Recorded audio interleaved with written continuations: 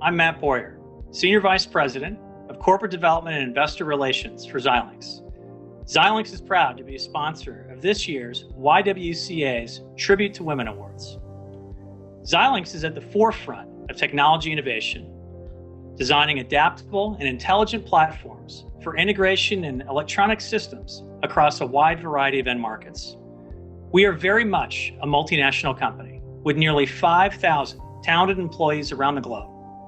Diversity is our reality, but inclusion exists moment to moment in each of the choices we make every day. At Xilinx, we take great pride in our efforts to foster inclusion. We are proud to have a legacy of over 20 years of YWCA honorees, as well as recognizing the immense contributions of all the women in leadership positions across our great company. I'm especially proud of this year's honoree and would like to congratulate Corporate Vice President of Legal, Audrey Wong. Audrey has had significant strategic impact at Xilinx in her role as Assistant General Counsel and has had important contributions to operational decision-making all across the company. She has done a superb job as a leader in our organization and as a role model for all employees at Xilinx. On behalf of Xilinx, congratulations to all of this year's honorees for all of your achievements.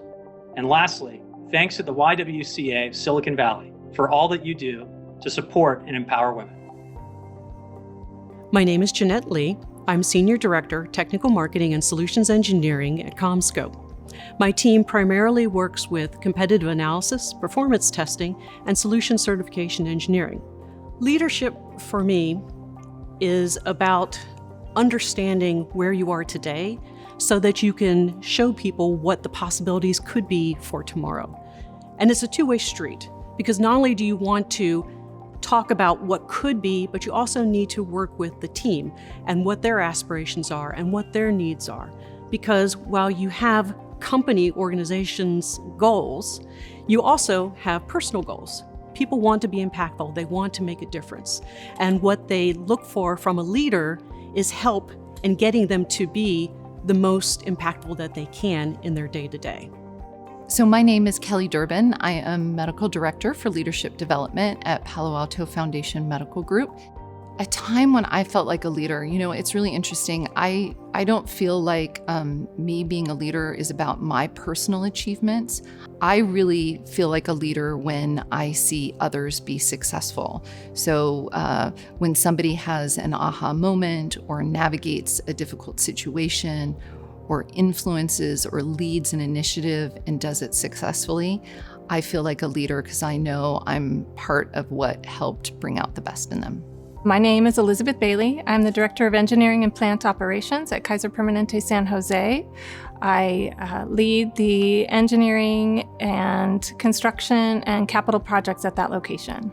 So my path to leadership started off in the field of nutrition. I started off as a frontline food service worker and worked weekends and long hours and early morning shifts, then became a supervisor, worked as a supervisor while I was going to college, and then became a manager, director, and then recently just took this new role as a director of engineering and plant operations as a big change in my field. Hi, my name is Shaya Fatali. I am the Director of Test and Emulation Business Segments for Programmable Solutions Division at Intel. To me, leadership is aligning business goals and missions with people's strengths and interests. Good leaders are all about developing and retaining talent.